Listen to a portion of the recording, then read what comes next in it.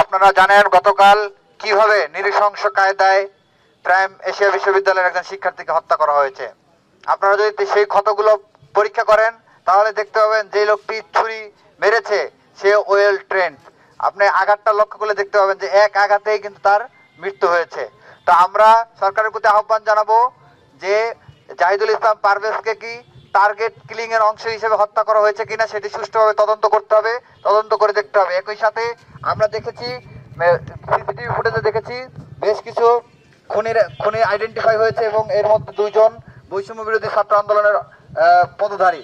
আমরা আজকের এই প্রোগ্রাম থেকে এখান থেকে দাবি জানাতে চাই, আপনারা দেখেছেন যখন জুলাই আন্দোলন হয়েছিল, বৈষম্য বিরোধী ছাত্র আন্দোলন ব্যানার গড়ে উঠেছিল, তখন আমাদের কমিটমেন্ট ছিল আমাদের আন্দোলন যখন সফল হবে আমরা সেন্ট্রাল লাইব্রেরির সামনে এসে বৈষম্য বিরোধী ছাত্র আন্দোলন প্ল্যাটফর্ম বিলুপ্তি ঘোষণা করব।